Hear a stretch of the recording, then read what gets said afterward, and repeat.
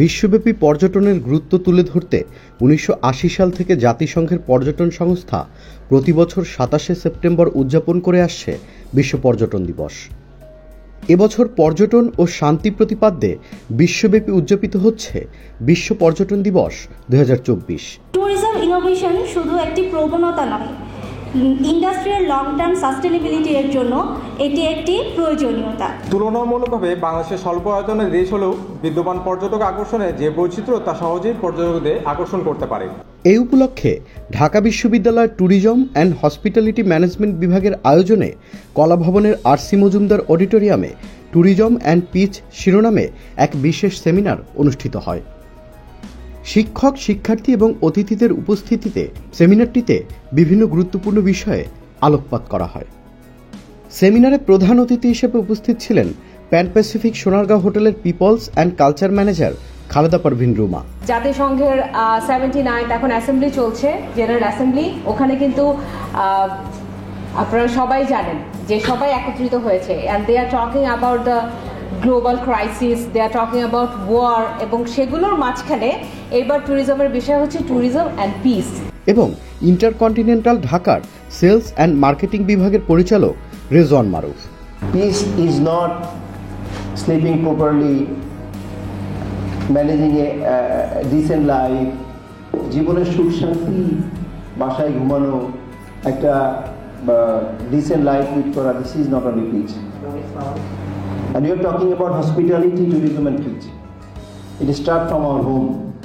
এছাড়াও বিশেষ অতিথি হিসেবে উপস্থিত ছিলেন বাংলাদেশ ট্যুরিজম বোর্ডের সাবেক chief executive officer Mohammad Jabed Ahmed. ১৯৮০ সাল থেকে আপনার সারা বিশ্বে পর্যটন দিবস পালিত হয় ২৭শে সেপ্টেম্বর, এবং সবাই হয়তো এটাও জানি যে 1970-তে জাতিসংঘে যে প্রস্তাব অনুমোদিত হয় ওইটাকেই মার্ক করার জন্যই এই বিশ্ব পর্যটন দিবস ২৭শে সেপ্টেম্বর 1980 থেকে পালন করছে সবাই। সেমিনারে আলোচক হিসেবে অংশ নেন ঢাকা বিশ্ববিদ্যালয়ের ট্যুরিজম অ্যান্ড হসপিটালিটি ম্যানেজমেন্ট বিভাগের coordinator professor doctor Mohammad Kamrul Hasan. প্রথম চাকরির প্রথম মাসের স্যালারি দিয়ে আপনার আব্বু আর আম্মুকে কক্সবাজারে বেড়াতে নিয়ে গেলেন, যারা কিনা কখনোই সমুদ্রে যায়নি। তো তাদেরকে যখন বিচে নিয়ে গেলেন, বিশাল সমুদ্র দেখে তাদের অনেক ভালো লাগবে। ভালো লাগার পরে তারা সুন্দরভাবে বলবে আলহামদুলিল্লাহ, কত বড় সমুদ্র।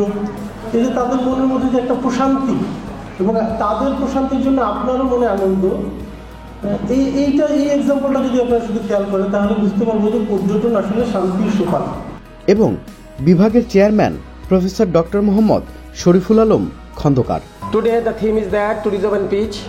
I think that we will maintain the peace, we will increase the bondings, we will maintain the relationship with each other, and we will establish the good or congenial environment for education in our department as well as the university.